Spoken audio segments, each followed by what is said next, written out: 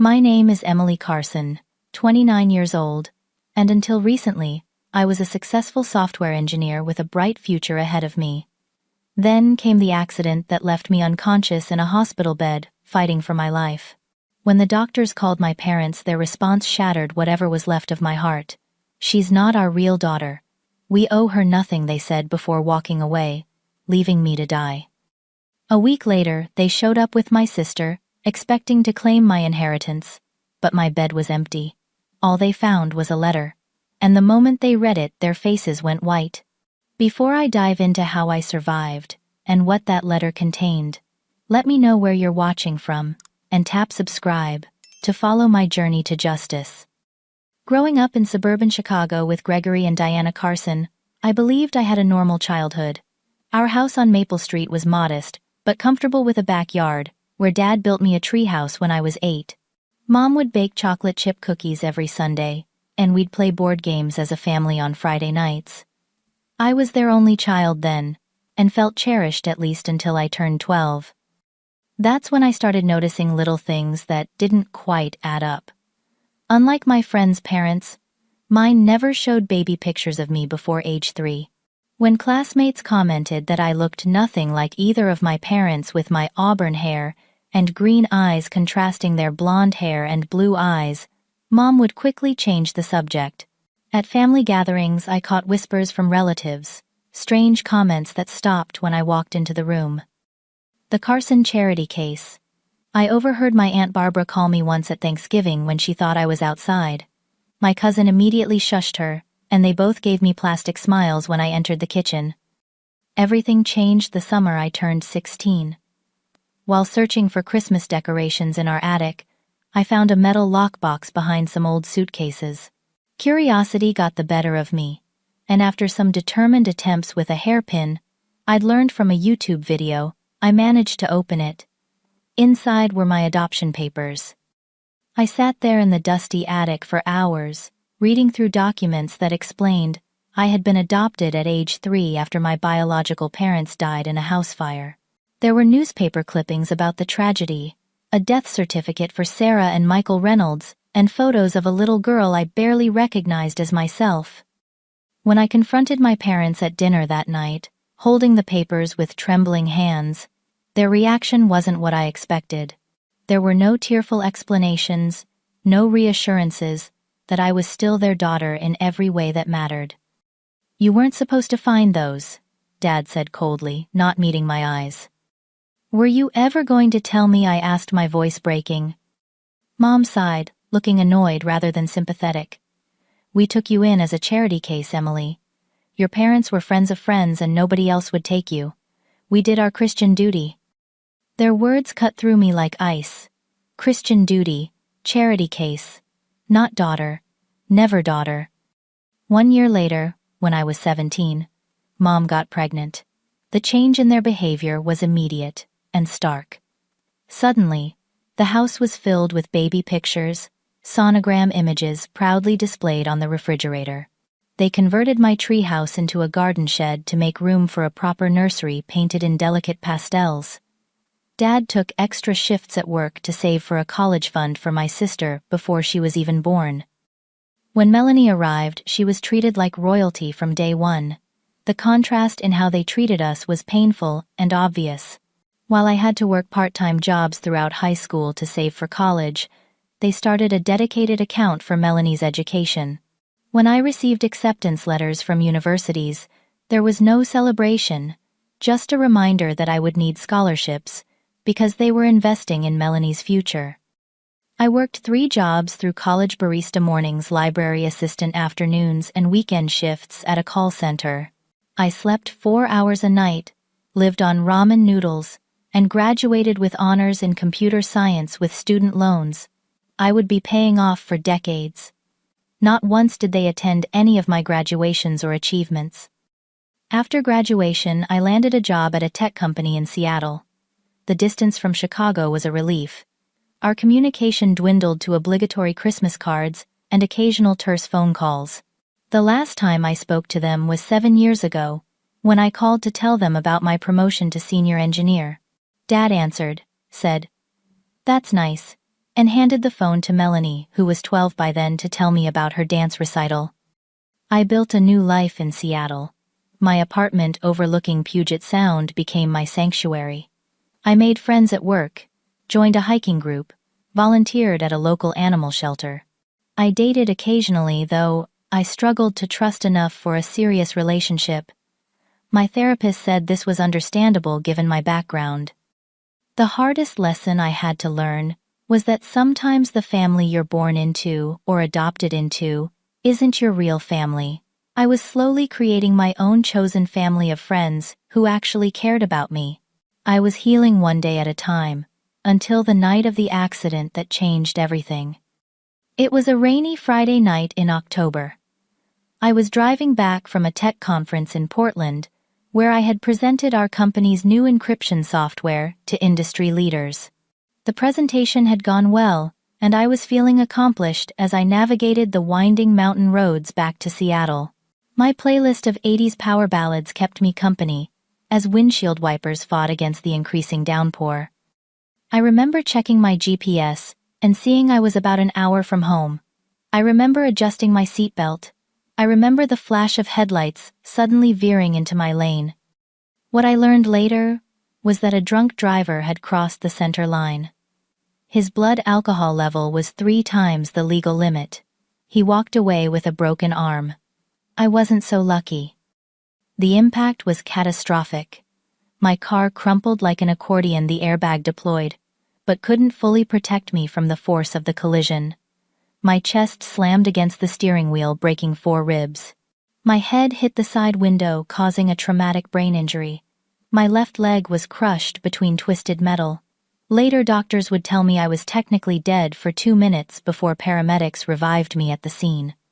I have flashes of memory from the rescue, the metallic taste of blood in my mouth, the sound of metal being cut away by the jaws of life, someone telling me to hang on, that help was coming.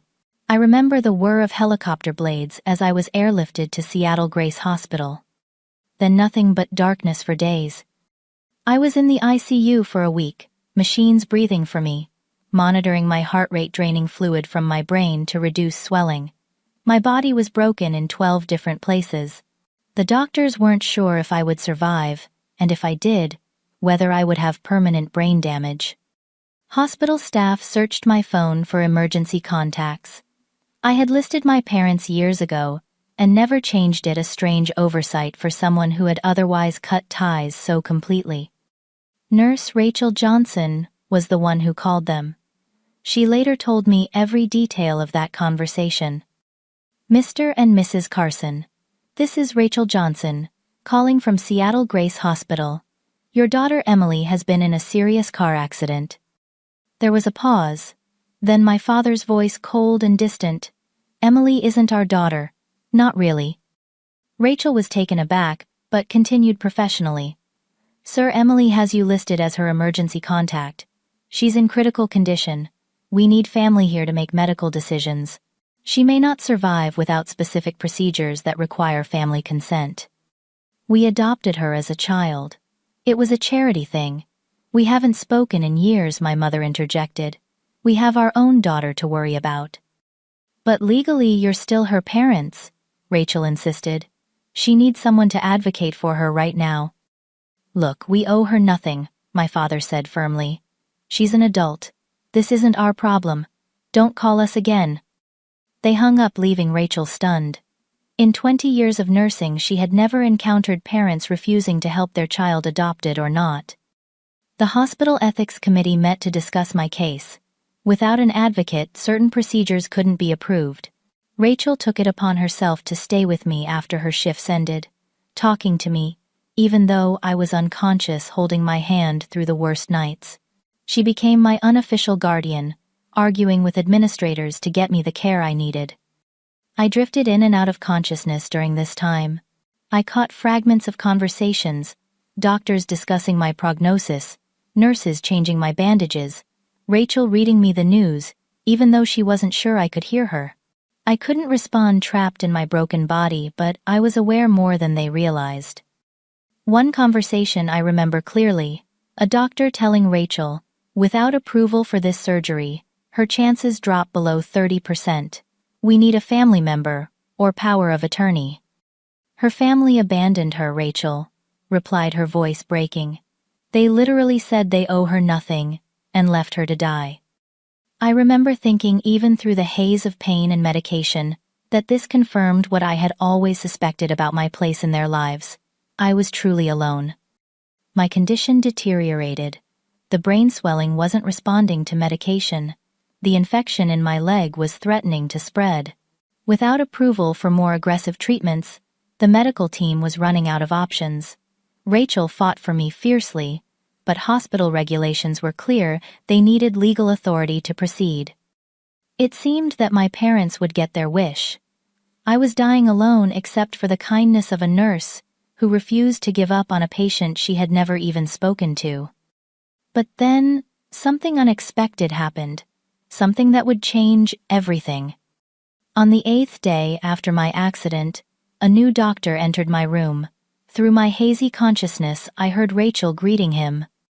"Dr. Bennett, thank you for coming. This is the patient I told you about." I felt someone gently lift my eyelid, checking my pupil response with a penlight.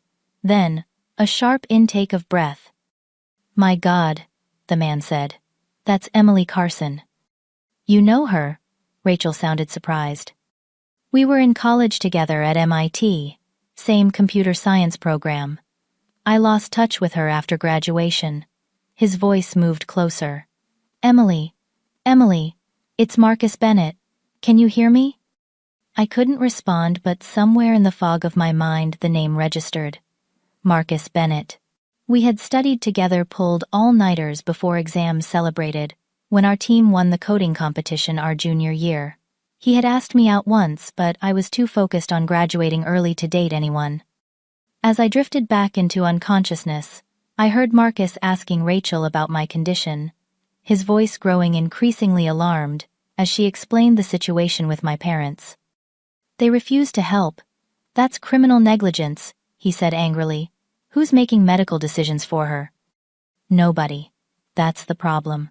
We're doing everything we can within protocol, but without consent for the more aggressive treatments." "I'm a neurosurgeon," Marcus said firmly. "And I'm her friend. I'll take this to court if I have to." What followed was a legal battle that I only learned about later. Marcus contacted his friend Stephanie Walker, a medical rights attorney who filed for emergency medical power of attorney. The hospital's legal team was initially resistant, citing protocols and liability concerns. Meanwhile, my condition worsened. The pressure in my brain reached critical levels. Without surgery in the next 24 hours, I would likely suffer permanent damage or death. An emergency court hearing was conducted in the hospital conference room.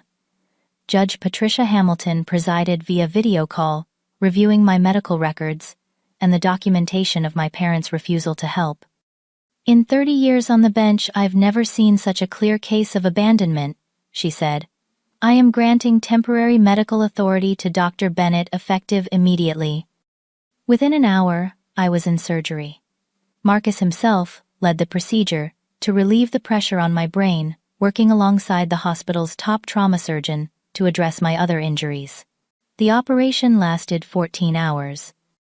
When I finally woke up truly conscious for the first time in nearly 2 weeks, Marcus was sitting beside my bed reviewing my charts.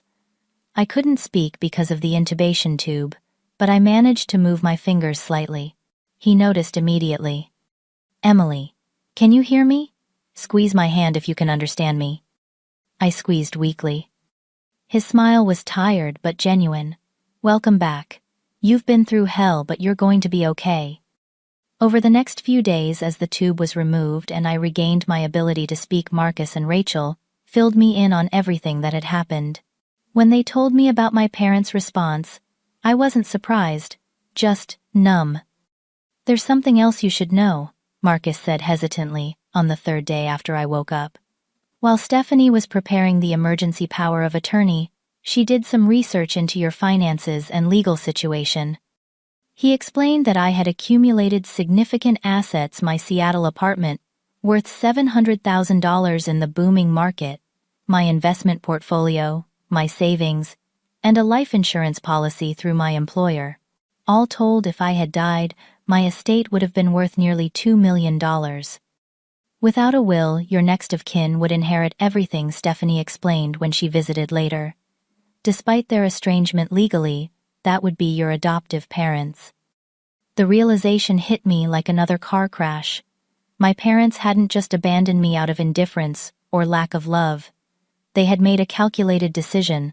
By refusing to approve life-saving procedures, they were essentially ensuring my death and their financial gain. They left me to die for money. I whispered the words, feeling hollow and surreal. Marcus took my hand. We have the documentation of their refusal to help. The nurse recorded the call, as per hospital protocol. We can go to the police with this. But as I lay there processing this ultimate betrayal, a different idea formed in my mind.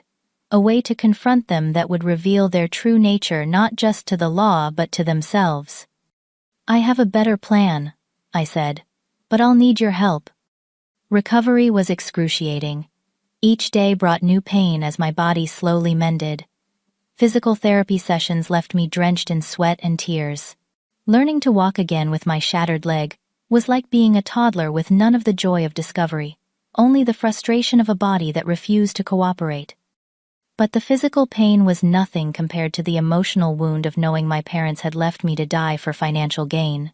In the quiet hours of the night, when the hospital grew, still this knowledge would consume me. How could the people who raised me, who once built me a treehouse and baked me cookies, decide my life was worth less than my bank account? During this time, Marcus visited daily, adjusting my treatment plan and sitting with me through the worst moments. Rachel continued to check on me, even when I was no longer her assigned patient. They became my anchors in a world that had shifted beneath my feet. 2 weeks after I regained consciousness, Stephanie Walker brought me legal documents to review. She had been researching adoption laws and inheritance statutes. Your adoption was finalized when you were 4 years old, she explained, spreading papers across my hospital tray. Under Washington state law, your adoptive parents have the same inheritance rights as biological parents, despite the estrangement. So they would have gotten everything if I had died, I said flatly. Yes, but there's more. Stephanie flipped through her notes. I ran a background check on your parents. They're in serious financial trouble. Your father's business failed last year. They've mortgaged their house twice, and there are 3 credit cards in collections. She showed me another document. This is really interesting. Your sister Melanie is registered at Northwestern University, but her tuition for this semester is unpaid. The deadline for payment is next week. I stared at the paper dots connecting in my mind. They need money desperately, and I'm worth more dead than alive to them. Exactly. And we have hospital records documenting their refusal to help you, which could constitute criminal negligence or even attempted homicide under certain interpretations of the law. As Stephanie outlined possible legal actions, a plan began forming in my mind. Not just legal justice, but a confrontation that would force them to face what they had done. What if we let them think I died? I suggested. Marcus and Stephanie exchanged concerned glances. That would be ethically complicated, Marcus began. Not legally dead, I clarified. Just let them believe the consequences of their actions played out.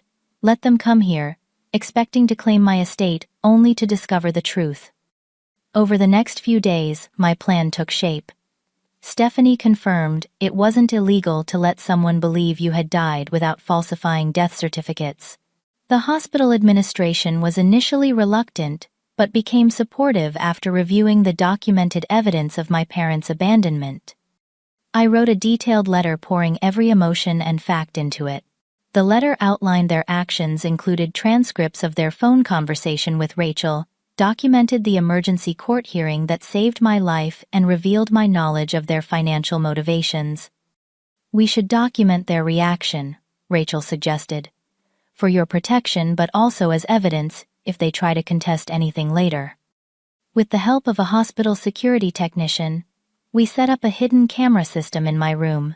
Marcus arranged for me to be transferred to a private rehabilitation facility under an alias for my protection, ensuring that when my parents arrived, they would find an empty bed. The hardest part was deciding what to say to Melanie in the letter. My sister was 19 now, a sophomore in college. We had never been close, the age gap, and our parents' obvious favoritism, creating a chasm between us. But she wasn't responsible for our parents' actions. Tell her the truth, Rachel advised. She deserves to know who her parents really are. So I added a section to the letter addressed specifically to Melanie, explaining that this wasn't her fault, that I held no grudge against her, and offering my contact information if she ever wanted to reach out. As my transfer date approached, my anxiety grew. What if my parents never came? What if they didn't care enough, even to claim their inheritance? But Stephanie had been monitoring their activities through her investigator. They've booked flights to Seattle for next Tuesday, she confirmed. Exactly 1 week after they refused to help you. All 3 of them are coming. The night before my transfer, I could barely sleep. The gravity of what I was about to do weighed heavily on me. Was this justice or revenge? Was I becoming as calculating as they were? Rachel sat with me during her break. What you're doing isn't just for you, she said gently. Think about the next patient whose family might abandon them. Your case could change hospital policies, could make people think twice before making the choice your parents made. Her words steadied me. This wasn't just about my pain. It was about standing up for the truth, about consequences, for cruel choices. The next morning I was moved to Evergreen Rehabilitation Center, under the name Emily Reynolds, reclaiming the birth name I had discovered in those adoption papers so many years ago. Everything was in place. Now all we could do was wait for my parents and sister to arrive, expecting to claim the inheritance of their dead daughter, only to find a letter instead. Tuesday arrived with a heavy Seattle drizzle, the kind that seems to seep into your bones.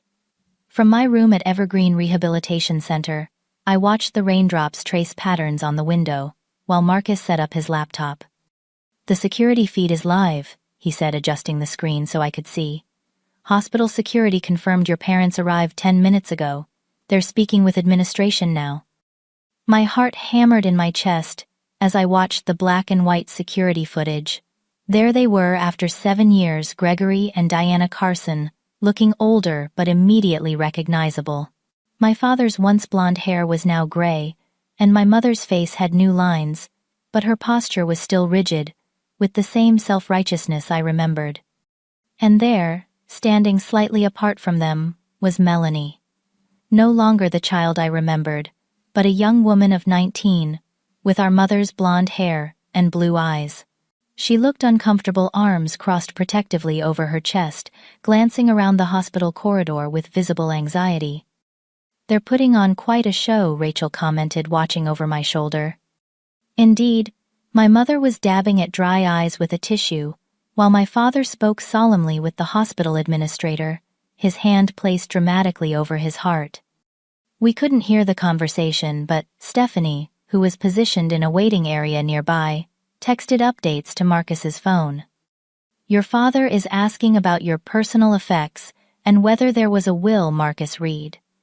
The administrator is explaining that they'll be directed to your room shortly, where they can collect your belongings. I felt strangely calm as I watched them follow a nurse down the corridor toward what had been my room. Everything that could hurt me about these people had already happened. Now, I was simply a witness to their true characters being revealed. The camera angle changed to show the interior of my former hospital room. The bed was neatly made, the equipment removed. On the pillow lay a thick envelope with Gregory, Diana, and Melanie Carson written on the front. They entered the room looking around in confusion. Where are her things? My father demanded. The nurse gestured to the envelope. This was left for you. My mother snatched it up, tearing it open with none of the hesitation one might expect from a grieving parent. My father looked over her shoulder as she unfolded the pages inside. Dear Gregory, Diana, and Melanie, if you're reading this, you've come to claim what you believe is yours after my death. How quickly you arrived, exactly 1 week after you told Nurse Rachel Johnson. She's not our real daughter. We owe her nothing. Yes, that conversation was recorded as is hospital protocol. I've enclosed a transcript, though. I'm sure you remember your words. What you may not know is that I was starting to regain consciousness during that time. I heard you abandon me to die. The doctors needed your consent for procedures that would save my life. By refusing, you made a choice, believing that choice would lead to your financial gain. My apartment investments and life insurance would transfer to you as next of kin, solving your considerable financial problems. I know about the business failure, Dad. The second mortgage, Mom. The unpaid tuition bill for Melanie's fall semester at Northwestern. I know you need money desperately. And I know you calculated that I was worth more to you dead than alive. What you didn't count on was Dr. Marcus Bennett recognizing me as his former classmate from MIT. You didn't anticipate him fighting for emergency medical power of attorney granted by Judge Patricia Hamilton after reviewing your abandonment. You didn't expect me to survive your betrayal. But I did survive. I am alive despite your best efforts. And I want you to know that everything you came here hoping to claim is protected. My will, signed and notarized yesterday, ensures that not a single penny of my estate will ever reach your hands. I'm not pressing criminal charges, though my attorneys advise I have a strong case for attempted homicide through negligence. Instead, I want you to live with the knowledge of what you were willing to do for money. I want you to see yourselves clearly, perhaps for the first time. The security camera in the corner of this room is recording your reaction to this letter. Not for legal purposes, but so that I never doubt my memory of who you truly are. To my sister Melanie. I don't blame you for any of this. You were raised in an environment where I was the outsider, the charity case they took in before having their real daughter. I hope you'll choose a different path than our parents. If you ever want to know your sister, my contact information is enclosed on a separate sheet. The choice is yours. Emily Reynolds Carson. P.S. The name I've reclaimed is my birth name from before you adopted me. It's the name of two people who would never have abandoned their daughter for money. The blood drained from my father's face as he read. My mother's hands shook so violently that the papers rustled. Melanie, who had been standing by the window, moved forward. "What is it? What does it say?" she asked. Neither parent answered. My father seemed frozen in place, but my mother began frantically gathering the papers, shoving them back into the envelope. "It's nothing. A mistake. We're leaving," she snapped. Melanie grabbed the envelope from her mother's hands. "If it's about Emily, I have a right to know." My parents stood paralyzed as Melanie read the letter, her expression transforming from confusion to horror. When she finished, she looked up at them, tears streaming down her face. "You left her to die. For money?" Her voice was barely a whisper. "You told me she died from her injuries. You said we were coming to collect her personal belongings because that's what family does." "Melanie, you don't understand the complexity of the situation," my father began, his businessman voice taking over. "What's complex about it?" Melanie's voice rose. "My tuition bill. Was my education worth my sister's life?" "She wasn't your real sister," my mother hissed. "She was never really part of our family." Melanie stepped back as if slapped. "If that's how easily you can write off someone you raised for over 20 years, what does that say about your love for me? Am I just an investment too?" "Of course not, sweetheart." My mother reached for her, but Melanie backed away. "Don't touch me," she said, her voice suddenly calm and cold. "Emily was right to write this letter. You need to see yourselves clearly, and so do I." She folded the letter carefully, placing it in her pocket, along with the separate note containing my contact information. Then she walked to the door. "Melanie, where are you going?" my father called after her. She paused in the doorway. "To find my sister, my real family." And then she was gone, leaving my parents staring at each other in the empty room, their faces ashen with the realization that their calculated cruelty had cost them not one daughter, but two. Watching the scene unfold on the security monitor, I felt a strange mix of vindication and sorrow. The family I had once belonged to had shattered completely, and despite everything they had done, some small part of me mourned what could have been. When Melanie walked out of that hospital room, the facade my parents had maintained for decades crumbled visibly. My mother collapsed into a chair, her carefully composed appearance dissolving into genuine tears for perhaps the first time in years. My father paced the room, running his hands through his hair, looking suddenly old and defeated. "Are you okay?" Marcus asked quietly, his hand on my shoulder. I nodded, unable to speak as tears streamed down my face. Rachel silently handed me tissues, her presence steady and comforting. After my parents finally left the hospital, the administration contacted the authorities. Detective Maria Alvarez arrived at Evergreen Rehabilitation Center that afternoon to take my statement.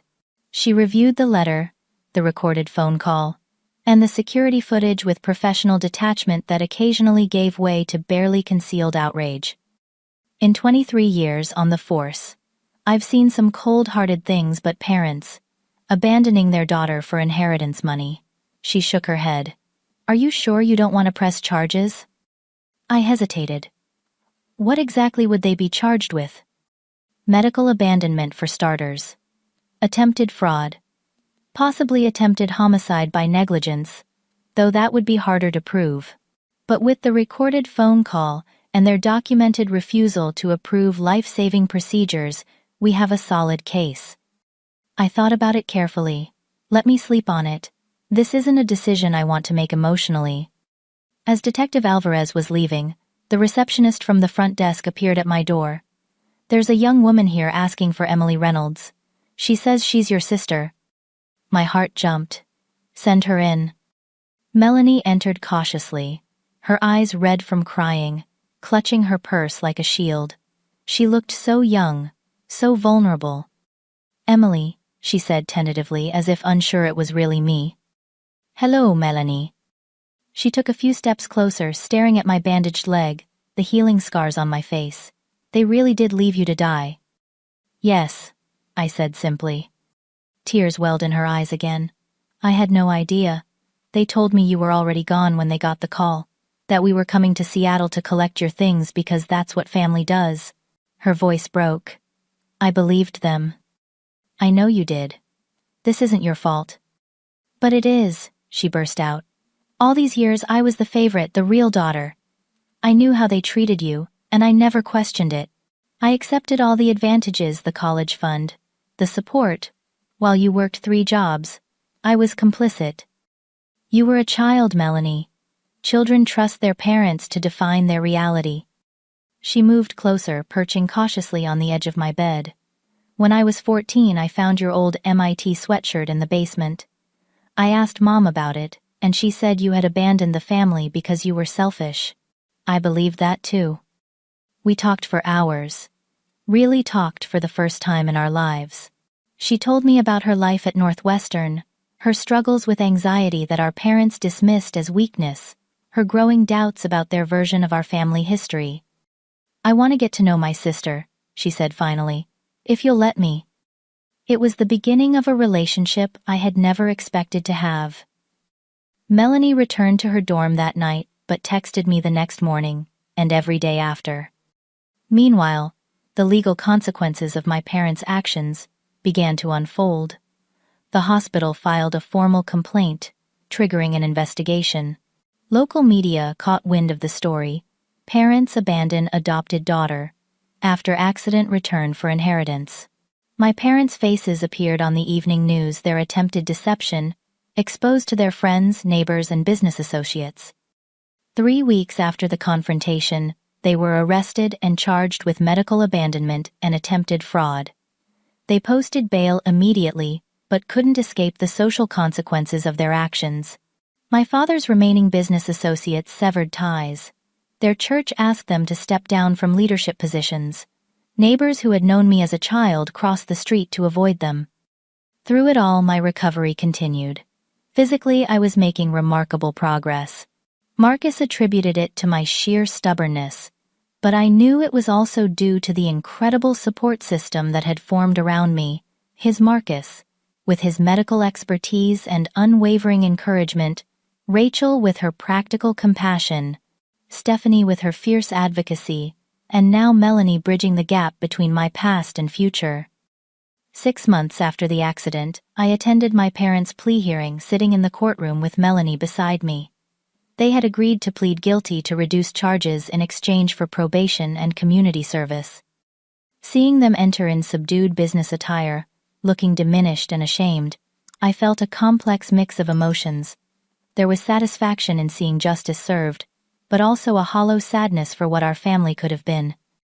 The judge asked if I wanted to make a victim impact statement.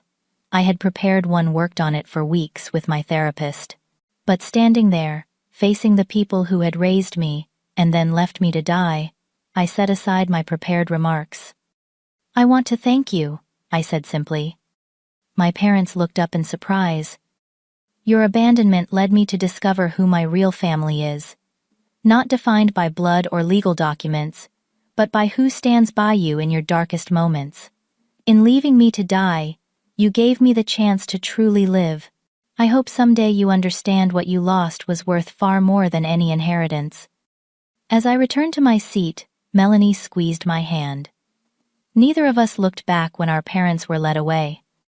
1 year after the accident that nearly claimed my life, I stood on the balcony of my Seattle apartment, watching the sunrise over Puget Sound.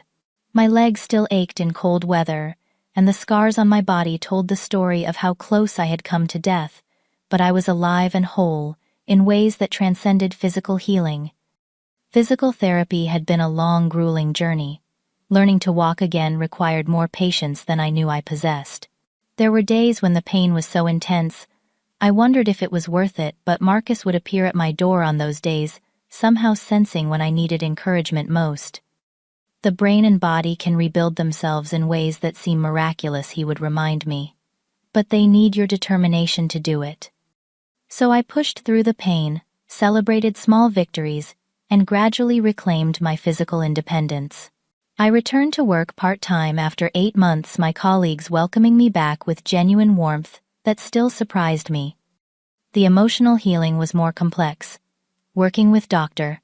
Abigail Carter, a trauma therapist specializing in family betrayal, I began to untangle the web of half-truths and manipulations that had shaped my understanding of family.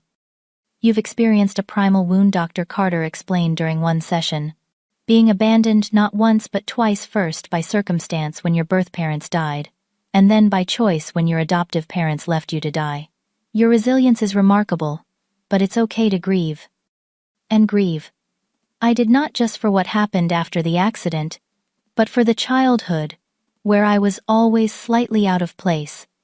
The adolescence spent trying to earn love that should have been unconditional. The young adulthood spent believing I wasn't worthy of true family. But as the months passed, I found myself building something new and precious, a chosen family bound by love rather than obligation. Rachel became my closest friend, stopping by with homemade soup and medical gossip that made me laugh until my healing ribs ached. Stephanie checked in regularly, her legal fierceness softening into genuine concern for my well-being beyond the case. Marcus and I developed a relationship that evolved gradually from doctor and patient to friends to something deeper. Our first official date was a wheelchair picnic in Cary Park, overlooking the Seattle skyline. By the anniversary of the accident, he had become an essential part of my new life. Most surprising was my relationship with Melanie. After completing her sophomore year, she transferred from Northwestern to the University of Washington to be closer to me. I used a portion of my savings to help her finish her education, breaking the cycle of financial manipulation our parents had established. "I always wanted a sister," she told me one evening, as we cooked dinner together in my apartment. "I just didn't know how to reach past the walls they built between us." Together, we created new traditions, Sunday brunches, monthly movie marathons, holiday celebrations that bore no resemblance to the tense performative gatherings of our childhood. The legal aftermath of my parents' actions continued to unfold. Their guilty pleas resulted in 3 years of probation, 200 hours of community service each, and mandatory counseling. The court also ordered them to pay restitution for my medical expenses not covered by insurance. 6 months into their probation, I received a letter from them through their attorney. It was full of justifications, thinly disguised as apologies. They had been under financial stress. They hadn't really believed I would die. They had always done their best for me under difficult circumstances. After reading it with Dr. Carter, I decided to meet with them one last time, not for reconciliation, but for closure. The meeting took place in a neutral counseling office. They looked older than they had in the courtroom, the weight of public shame and lost status etched in their faces. "We're sorry for how things turned out," my father began, his corporate apology voice firmly in place. "How things turned out," I repeated. "Not for what you did." "We've lost everything," my mother said bitterly. "Our reputation, our friends, our younger daughter. Isn't that punishment enough?" I looked at these people who had shaped so much of my life and felt an unexpected wave of pity. "You haven't lost everything," I said quietly. "You've lost what you valued most: status, appearance, control. But you never valued what truly mattered: connection, compassion, unconditional love." "We did love you in our way," my father insisted. "Your way wasn't love," I replied, "and that's why I'm here. Not to hear your apologies or offer forgiveness you haven't earned, but to thank you for teaching me what family isn't, so I could recognize what family truly is." I stood to leave, my once shattered leg now strong enough to carry me forward. "What about Melanie?" my mother called after me. "Will you turn her against us forever?" I paused at the door. "Melanie is an adult making her own choices. I won't influence her either way. The relationship she has or doesn't have with you will be based on your actions, not my words." Walking out of that office, I felt the last chains of my past finally break free. I had faced my deepest fears and survived. I had confronted those who had harmed me and maintained my integrity. I had rebuilt not just my body, but my understanding of family and belonging. Today, 1 year after the accident, my chosen family gathered in my apartment to celebrate life and new beginnings. Rachel brought her famous lasagna. Stephanie arrived with expensive wine. Marcus helped me prepare a chocolate cake that was slightly lopsided, but made with love. Melanie brought a framed photo of the four of us at Pike Place Market, my real family, engraved on the frame. As we laughed and shared stories around my dining table, I realized that sometimes the worst betrayals can lead to the greatest blessings. Family isn't defined by blood or legal documents, but by who shows up when it matters most. The people who choose to love you when it's difficult, who see your value beyond what you can provide them, who stay when it would be easier to leave. If you're watching this and questioning your worth within your family, remember that you deserve to be loved for who you are, not what you can provide. Blood relationships can be precious, but chosen family can be just as powerful. Build connections with those who recognize your value, who show up in your darkest moments, who choose you every day. Have you ever found family in unexpected places? Has someone shown up for you when your biological family couldn't or wouldn't? Share your story in the comments below. Like and subscribe if this resonated with you, and remember that sometimes our deepest wounds become the openings for our greatest healing. Thank you for being part of my extended chosen family by listening to my story. I wish you love and belonging, in whatever form it finds you.